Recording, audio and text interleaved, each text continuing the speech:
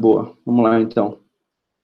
Então, pessoal, aqui o propósito eu comentei no começo, é ser didático. Eu quero que vocês entendam o que é esse conceito de PLG e por que ele está tão em alta agora, e vocês vão entender por que a maioria das empresas estão migrando para esse tipo de modo de aquisição de cliente.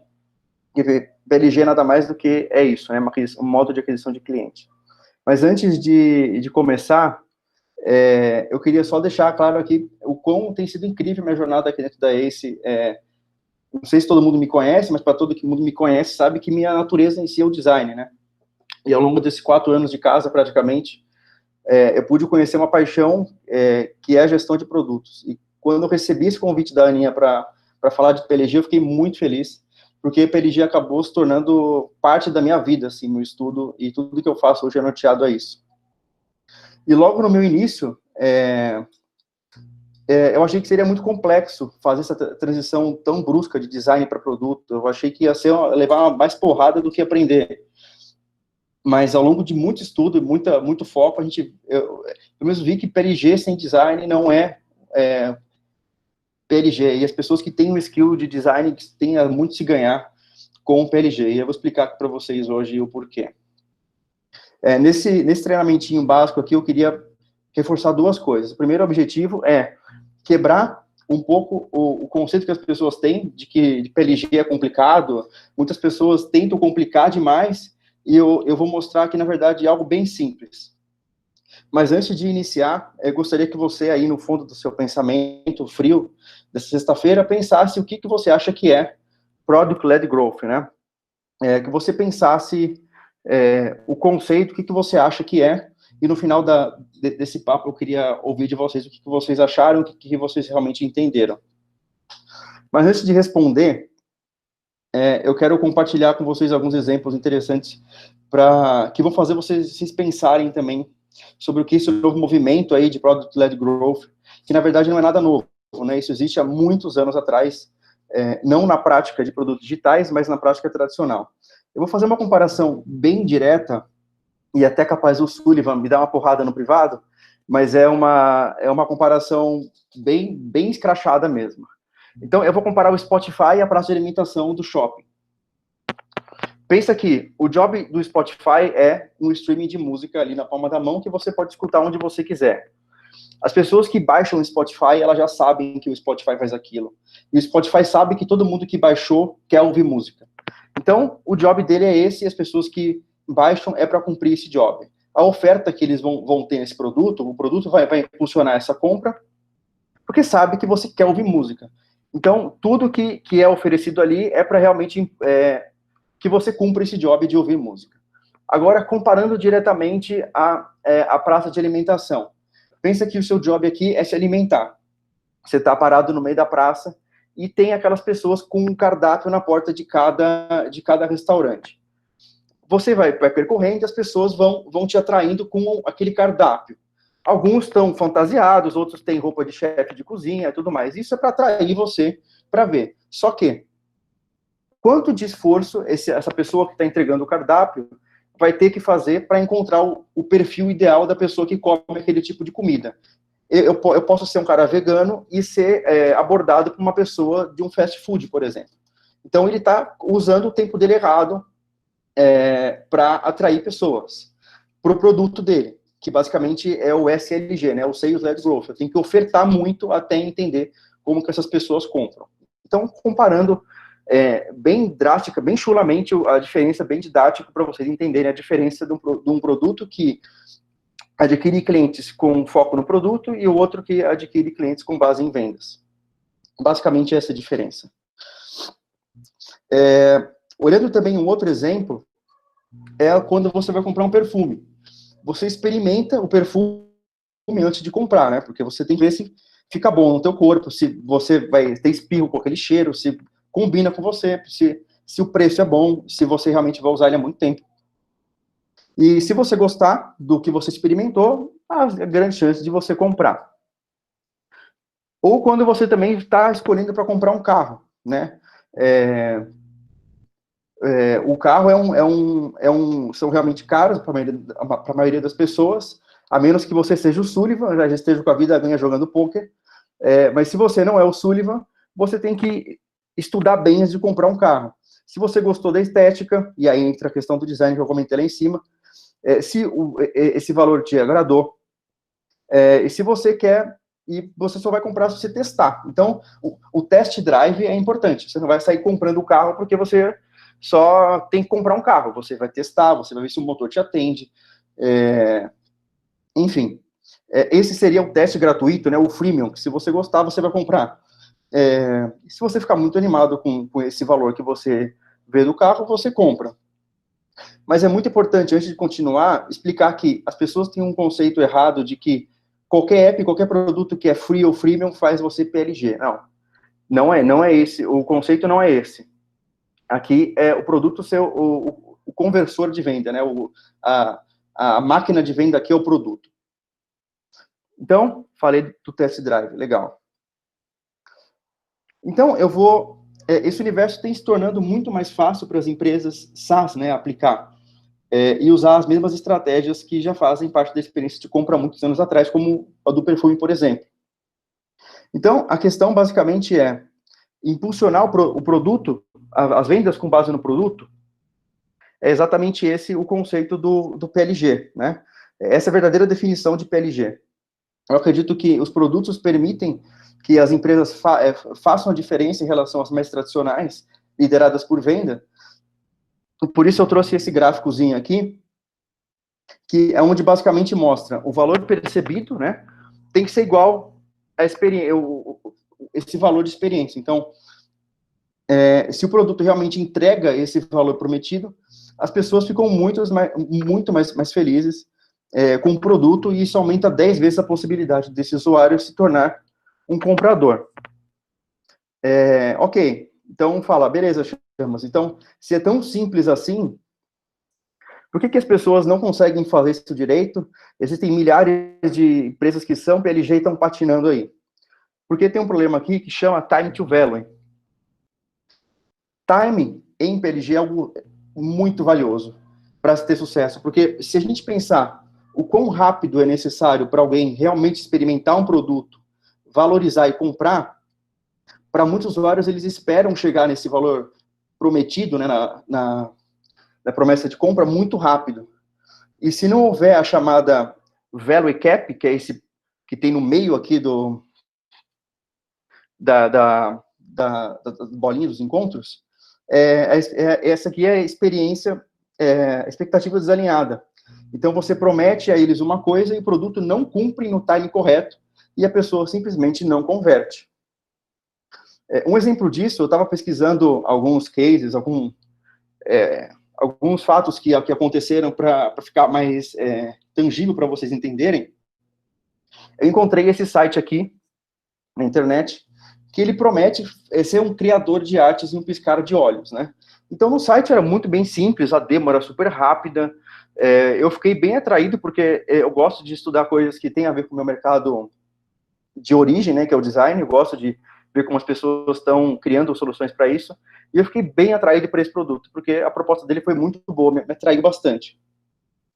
Então, eu fui estudar um pouco mais as métricas desse produto, ver se tinha algum vídeo de alguém falando dele, e encontrei um vídeo bem interessante, que dizia o seguinte: o CEO dessa empresa viu que 27% das empresas que se cadastravam não acessavam o produto. Ou seja, eu entro no site lá, crio minha conta e depois eu nunca mais entro, eu desapareço. Isso deixou ele muito preocupado, ficou inconformado. Ele testou, viu se estava com problema de login, estava com problema de criação de banco, testou uma porrada de coisa. E então o CEO pegou, sentou, mapeou toda a jornada do usuário, e ele viu o seguinte: na proposta de valor que ele vendia no site, né, esse valor que ele prometia para o usuário, era realmente que a pessoa conseguia criar artes em um piscar de olhos. E na realidade, essa jornada, depois que ele mapeou, estava demorando em média 10 minutos. Então, é exatamente isso aqui. O valor, essa diferença de valor percebido e de valor entregue que causa esse gap, né? Então, Agora, se a gente analisar o porquê isso aconteceu, ele descobriu o seguinte: existe um passo que muitas vezes passou despercebido na maioria dos usuários, que é o famoso e trágico ativação por e-mail. Isso aqui estava destruindo o produto dele. Então, isso gerava realmente um grande impedimento para que a pessoa que só quisesse testar o produto, só quisesse ver como é que é, o site tinha uma proposta de valor ferrada. Isso aqui estava ferrando ele. Porque se você pensar, essa é uma prática muito comum na maioria das empresas que são SaaS hoje. Mas muitos dos passos exigidos depende que você entre em várias plataformas e isso atrasa a entrega de valor inicialmente do produto. Então, quando a gente fala de produto, a gente tem que pensar em várias possibilidades. Então, a gente tem que partir do princípio de que o usuário não sabe mexer, para a gente conseguir identificar e criar a jornada da forma mais didática possível, para que não ocorra esse tipo de coisa. Então, eu vou aqui estressar essa situação e pensar no pior cenário possível para esse cara. Então, pensa que ele entrou lá no site, ele cadastrou, aí beleza, conta criada, acesse o e-mail para ativar a conta. Aí o cara sai da plataforma, entra no e-mail. Aí o cara clica nesse link de confirmar conta. Aí ele volta pro site para confirmar conta. Aí ele esquece a senha. Aí ele clica no esqueci minha senha, volta pro e-mail, clica no botão, coloca a nova senha. Depois que ele coloca a nova senha, ele tem que logar. Aí ele volta pro site, loga e só que ele começa a usar. Então, olha a quantidade de passos que ele tem que fazer para chegar nesse valor prometido. E isso são os piores cenários, como eu falei, mas em produto a gente tem que imaginar que o usuário vai acontecer tudo, que a internet dele é ruim, que ele não, enfim, que ele está vendo de um celular, que ele está vendo de um celular antigo, a gente tem que testar isso tudo.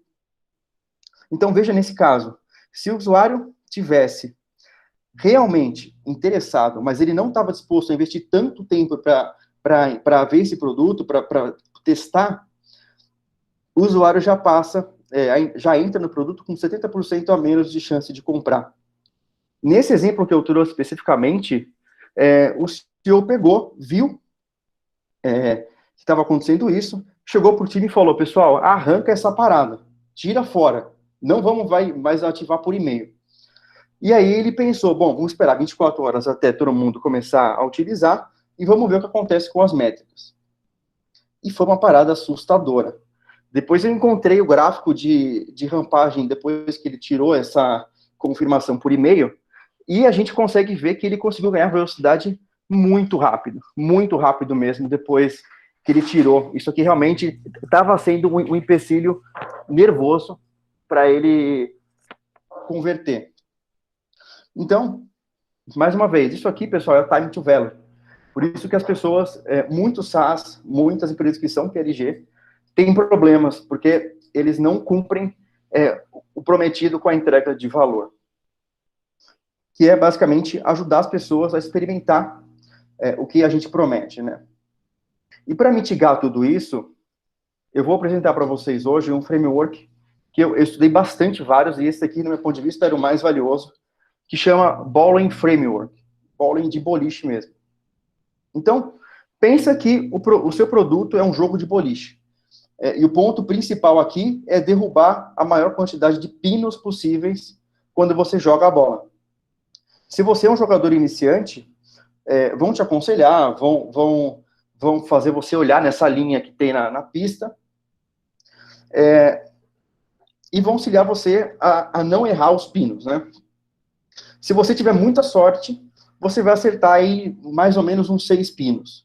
Mas a maioria dos iniciantes, por mais instrução que você tenha de alguém, é bem capaz que você acerte no máximo 3 ou 4, se a bola não cair na canaleta. Então, o passo 1 do framework aqui é traçar uma linha reta para nortear o usuário a cumprir o job que é derrubar essas bolas. Então, o passo 1 do framework é ter um número mínimo de etapas necessárias para que o usuário realmente experimente o valor prometido do produto. Então, a etapa 1 é definir quais são essas etapas. E as etapas 2 e 3 são praticamente a construção dessas barreiras que eu comentei na lateral da pista para que a bola não saia do objetivo central, que é a famosa retenção.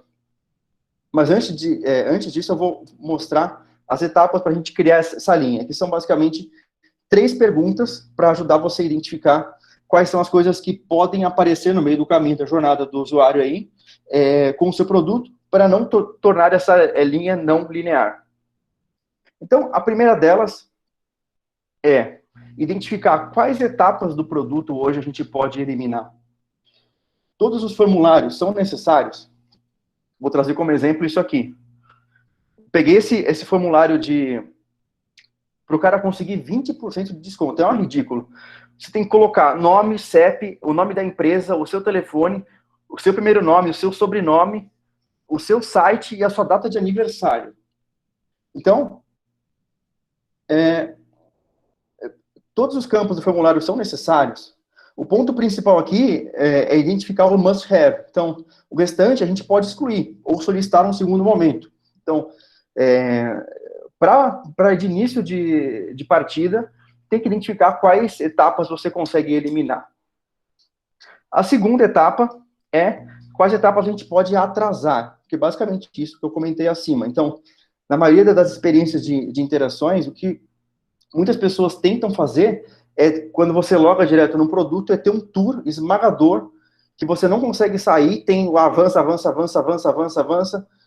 ou um vídeo também, que é de 10 minutos explicando como usa, mas no final das contas, o que você tem que passar para o seu cliente é o seguinte, hey, você é novo aqui está a nossa solução em vídeo, por caso você tenha alguma dúvida, aqui está a nossa FAQ, e tem um chatzinho aqui para você tirar alguma dúvida. Às vezes, dependendo do produto, você tem que ter um onboarding mais segmentado. Eu vou mostrar isso na frente.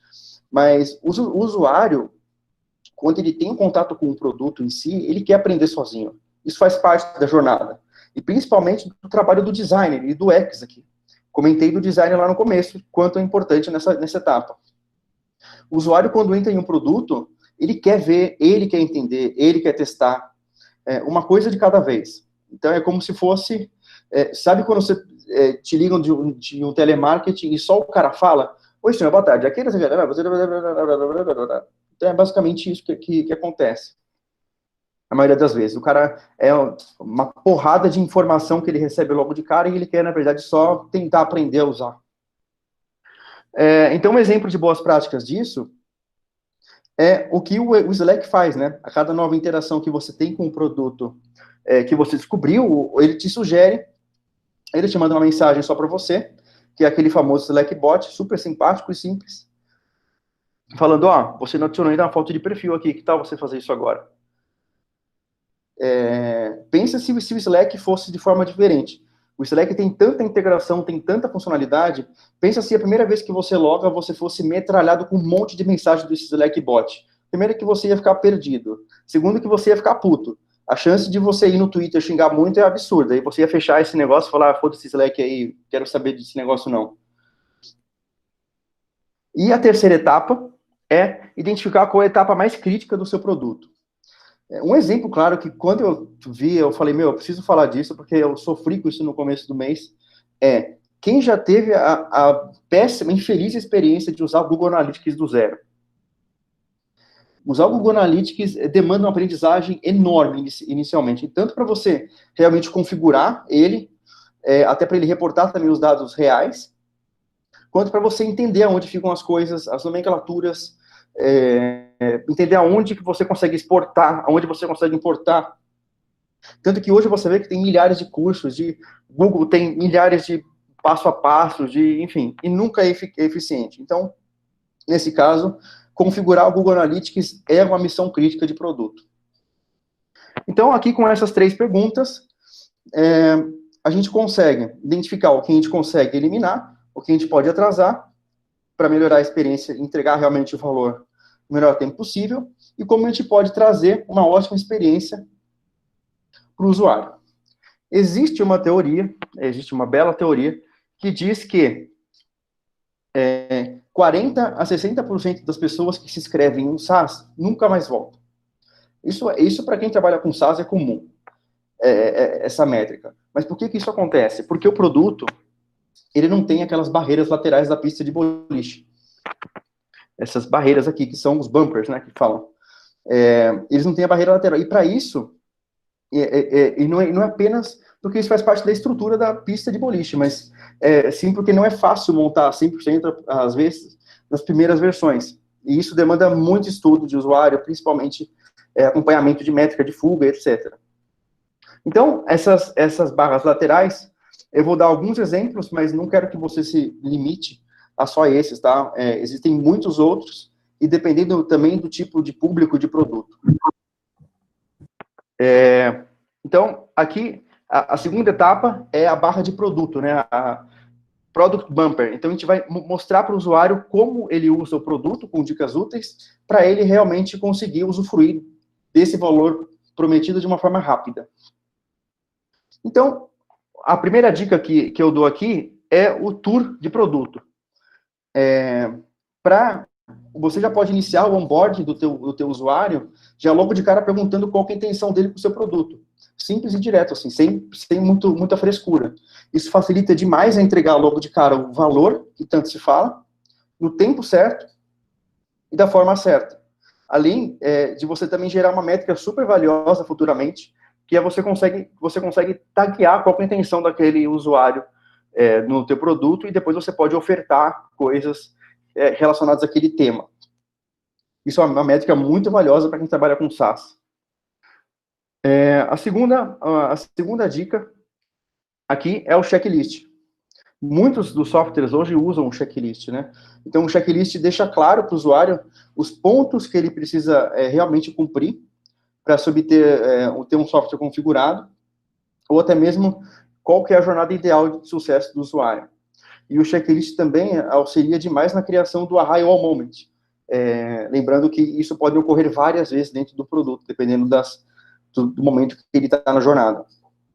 O que ajuda ainda mais a barreira dessa pista a ficar fortificada, porque se você deixa de uma forma clara e direta, a etapa por etapa que o usuário tem que percorrer, para conseguir esse objetivo desejado, esse valor prometido. E um outro modo é esse tool de setup, que é basicamente o que a gente vai usar no My Innovation. Então, nesse exemplo específico, é uma plataforma de criação de gráficos. Então, pensa na experiência da pessoa de criar um gráfico, configurar um dashboard e ver ele vazio, sem os dados. Né? A graça de um dashboard é ver os dados. Então, aqui ele faz o oposto.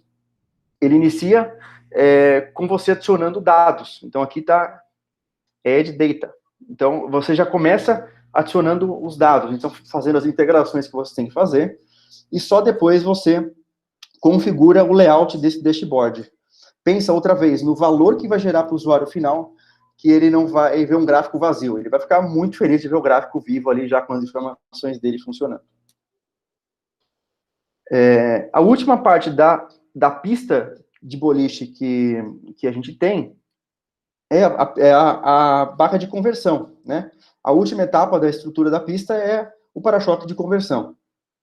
Até agora a gente identificou qual que é a experiência de interação linear, que são aqueles números mínimos de etapas necessárias que o usuário tem que passar para conseguir o valor. Em seguida, a gente identificou as etapas que a gente tem que reter e educar, para que as pessoas consigam chegar nesse valor prometido de uma forma rápida e eficiente. E agora a questão é a conversão. Como que a gente consegue compilar tudo isso e transformar isso em vendas? Então, essa etapa aqui é entender a jornada, que momento, aonde que ele está na jornada, para oferecer determinada oferta e voltar para ele, e voltar a experiência do produto para ele. Então, mais ou menos é quando você está navegando num produto, você já está usando há algum tempo, ou que você não está usando há algum tempo, você volta a usar ele, e você recebe uma mensagem por e-mail ou no chat do tipo, olha, acho que você está precisando disso. E você pensa, caramba, como que ele sabe disso? Como que ele adivinhou que eu estava precisando disso? Pois é, pessoal, a gente sabe porque a gente faz software para isso. Isso porque, em determinado momento da jornada, o produto passa a te observar mais do que a oferecer. E é aquela coisa, né? É oferecer a mensagem certa no momento certo. Então, pensa a gente ficar enchendo a caixa de e-mail da pessoa com 300 e-mails automáticos todo mês, com coisas que nem sempre ela precisa, às vezes ela nem é o usuário mais ativo, ela nem não está no momento de compra. Então, assim, simplesmente não dá, não funciona. Essa prática que eu comentei de oferecer a mensagem certa no momento certo, chama just in time, que é exatamente isso, oferecer na hora certa para a pessoa certa. Isso melhora muito a sua taxa de conversão, a pessoa tem muito mais a possibilidade de receber essa mensagem de uma forma positiva e de entender o momento que ela está dentro do produto. Quantas vezes eu já não estava usando algum produto e veio um chat super nada a ver, oferecendo um negócio que nem era para mim, e isso gera uma experiência negativa, no final das contas, né? E PLG como um todo tem muito a se casar com o UX, muito mesmo. Eu estava dando ontem um papo sobre o UX para o time do My Innovation, e depois eu fui montar essa apresentação e eu vi, cara, como tem coisa que se encaixa na jornada. Tanto na parte inicial, quando você está criando Product Bumper, tem muita coisa de UX, muito gatilho psicológico que você pode acionar ali para auxiliar o usuário a cumprir a jornada e conseguir esse valor de forma rápida. Então, vou voltando aqui para o tema. Quando a gente fala desse just-in-time, a gente fala de uma coisa que chama sinais, né? Então, quais são os eventos que a gente quer acompanhar desse usuário? Quais são os gatilhos que ele vai acionar para a gente iniciar uma determinada jornada de automação ali para ele? Se o usuário está inativo, a gente identifica isso no software, que ele está a X tempo sem entrar, ou, por exemplo, no caso do Innovation Ideas, né? A gente identifica que o cara nunca inseriu ideias, ou está a X tempo sem adicionar usuários, ou está a X tempo sem adicionar ideias, e ele aí entra num fluxo de automação para trazer esse cara de volta para dentro do produto. Então, eu vou mostrar aqui na prática como observar esses sinais, quais são os modelos mais comuns. Repito, isso aqui varia de produto para mercado também, para um monte de coisa, então não levem isso aqui como teoria, tá? Isso aqui é prática. Então, pensa o seguinte, um dos sinais aqui que eu peguei é o do sign-up. Então, o cara entrou, sign-up, beleza, vai mandar um e-mail de bem-vindos, aqui não é e-mail de ativação, pelo amor de Deus, é e-mail de bem-vindos, aí eu vou mandar as dicas de uso com algum vídeo e tudo mais, e se ele concluiu, beleza, ele conseguiu, ele vai entrar em outra jornada de ativação aqui. E isso facilita demais você depois a metrificar se os seus passos estão bem definidos, quantos usuários entraram nesse fluxo e quantos saíram. Depois você pode mandar uma pesquisa para esses que saíram no meio do caminho e entender o que aconteceu. E aí você consegue também ir montando o seu produto para que isso ocorra menos, que é aquilo que eu comentei inicialmente. A intenção ali é apertar as barreiras da pista de boliche para deixar essa linha do meio mais reta possível. Tem uma frase que eu vi, que eu achei bacana trazer para esse momento aqui da palestra, que é essa frase aqui. Realmente, para ser Product-Led Growth, isso, né, resume bem, que é o seu produto tem que se vender sozinho, não adianta. Pensa a quantidade de gente que eu precisaria acionar para fazer esse processo de forma manual. É maçante, não é legal. Obviamente que tem produtos que funcionam assim, mas quando a gente está lidando com o SaaS, é uma das práticas mais bacanas. Outro gatilho de sinais que a gente tem aqui, esse aqui é um pouquinho mais complexo, eu peguei de um outro produto que eu achei legal, que é para pessoas que têm trial, né? Então, o cara ativa um sinal, e a gente define qual é o resultado desejado aqui dele. Então, aqui é alcance das vendas, aí envia um case para o cara estudar do produto, e expirou o trial. Aí ele aumenta, ele pede para solicitar esse aumento do trial. Tem uma pesquisa aqui, aí ele vira o que for aqui, um comprador, um customer, aí depois ele já ativa uma nova campanha aqui, New Customer Campaign. Aí ele entra nesse fluxo eternamente, né? Então, para isso, por isso, a identificação de automação dos sinais é algo fundamental para se entregar o tão esperado valor do usuário e auxiliá-lo a não sair da pista de boliche, né? Então, se eu for resumir tudo que a gente falou aqui de forma didática, esse framework de Bolling, ele basicamente é o produto impulsionar as vendas. Para isso, ele precisa entregar o valor prometido, no time certo, da maneira correta.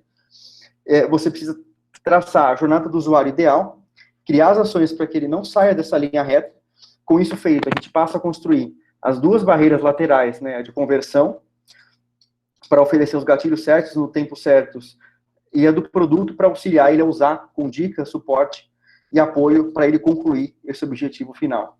Com isso aqui tem grandes chances da bola conseguir atingir o maior número de pinos possíveis. Obviamente que eu sempre falo isso para todo mundo que me pede para falar de produto. O usuário ele recebe informação o tempo todo. Então, esse processo é um processo contínuo. Existem outros concorrentes, esses concorrentes podem criar outras necessidades, as pessoas mudam o jeito de usar as coisas. Então, esse processo é importante ser refeito com uma determinada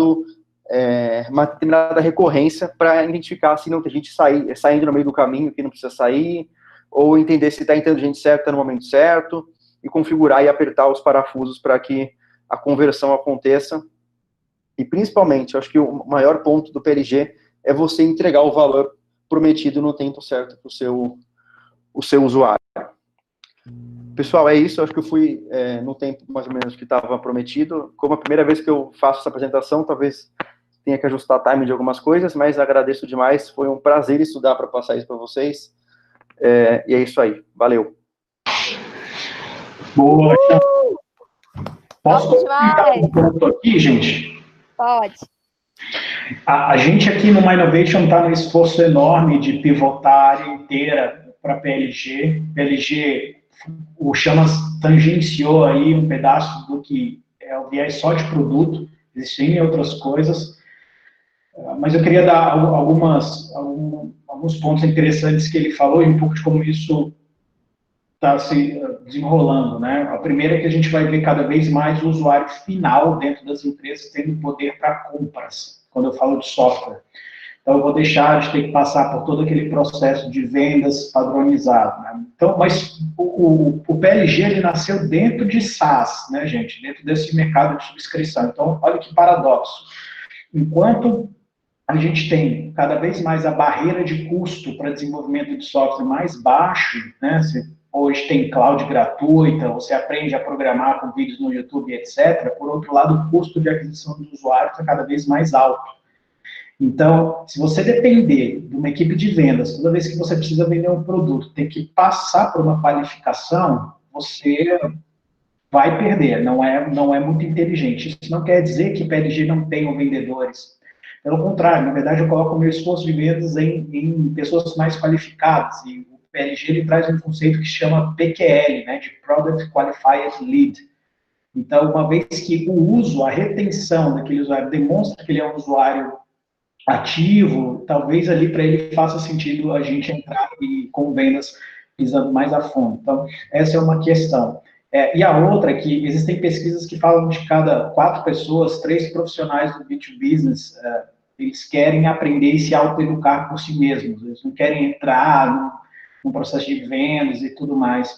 Então, a gente vai ver cada vez mais essas questões dentro, ou seja, o que eu preciso? O produto, ele vira a base fundamental das coisas, mas eu preciso organizar as minhas vendas, os meus produtos, a minha operação, tudo em torno do produto. Então, em termos práticos, eu não preciso fazer contrato, eu já assino o termo de uso na plataforma, eu faço isso via assinatura digital, eu não tenho que ficar emitindo nota fiscal, eu tenho isso integrado. O suporte, às vezes, é proativo, eu sei que o cliente não está conseguindo fazer certa coisa, eu vou lá e faço. Então, existe uma camada tecnológica absurda que precisa ser feita em cima disso. É isso que o Chamas tem o papel de implementar no My Innovation, junto com o Andrei e o nosso time aqui. Valeu, eu queria só complementar com esse ponto de vista aqui. Animal, foi aquilo que eu comentei no começo, né? O PLG tem muita coisa para se falar, como que eu tinha aqui 40, 50 minutos só, acho que eu consegui explicar o conceito de forma clara aí. Obrigado, Suri, por complementar esses pontos. Pessoal, alguém tem alguma dúvida para fazer para o Chamas? A gente tem tempo ainda. O Miguel tinha colocado